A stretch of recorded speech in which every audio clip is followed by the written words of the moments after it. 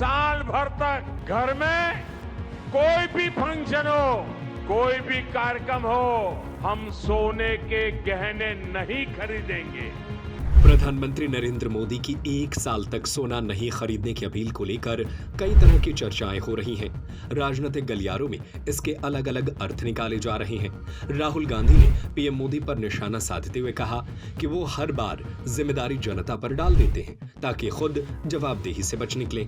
हालांकि यह पहली बार नहीं है जब देश के किसी नेता ने लोगों से सोना नहीं खरीदने की अपील की हो।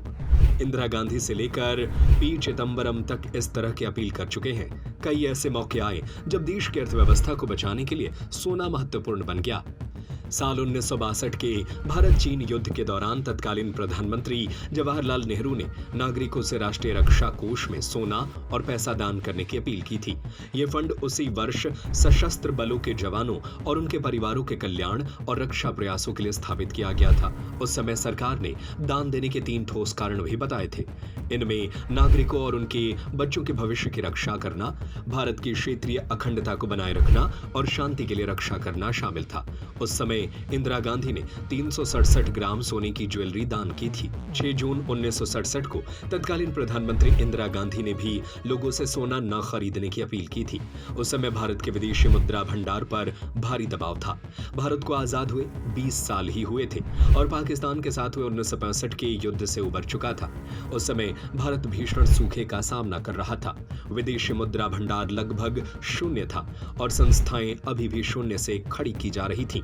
ऐसे में इंदिरा गांधी ने सार्वजनिक रूप से नागरिकों से किसी भी रूप में सोना न खरीदने की अपील की थी और अर्थव्यवस्था की रक्षा के लिए राष्ट्रीय अनुशासन का आह्वान किया था।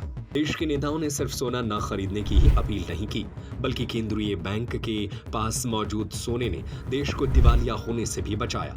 बात 1991 की है। उस समय भारत का विदेशी मुद्रा भंडार लगभग खत्म हो गया था। भारत के पास कच्चा तेल और उर्वरकों जैसी जरूरी चीजों के आयात का पेमेंट करने के लिए मुश्किल से 3 हफ्ते का ही विदेशी मुद्रा भंडार बचा था। तब भारत ने पहली बार केंद्रीय बैंक में रखे 20 टन सोने को गिरवी रखकर $200 मिलियन जुटाए थे। कुछ समय बाद भारत ने बैंक ऑफ इंग्लैंड को 47 टन सोना भेजा था। इस धनराशि से भारत को तत्काल बाहरी भुगतान दायित्वों को पूरा करने और दिवालियापन से बचने में मदद मिली थी। साल 2013 में यूपीए सरकार में तत्कालीन वित्त मंत्री चिदंबरम ने भी लोगों से सोना नहीं खरीदने की अपील की थी। उन्होंने एक प्रेस कॉन्फ्रेंस में कहा था, अगर मेरी कोई एक इच्छा है जिसे भारत की जनता पूरा कर सकती है तो वो ये है कि वे सोना न खरीदे। उस समय देश का चालू घाटा रिकॉर्ड 6.7% तक पहुंच गया था। इसके पीछे सोने के भारी आयात को एक प्रमुख कारण माना गया था। उस समय सरकार ने सोने के बेतहाशा आयात को कंट्रोल करने के लिए आयात शुल्क बढ़ाकर 8% कर दिया था। पीएम मोदी ने पिछले 2 दिनों में देश के नागरिकों से सोना न खरीदने, ईंधन बचाने समेत कई अपील की। उन्होंने लोगों से 1 साल तक गैर जरूरी सोने की खरीदारी से बचने का आग्रह किया ताकि विदेशी मुद्रा के अनावश्यक बहिर्वाह को रोका जा सके। साथ ही उन्होंने पेट्रोल और डीजल के संयमित उपयोग पर जोर देते हुए कहा कि तेल की बचत से देश की आर्थिक स्थिति को मजबूती मिलेगी। पश्चिम एशिया संकट के कारण पैदा हुए वैश्विक तनाव के बीच पीएम मोदी ने देशवासियों से ये अपील की है।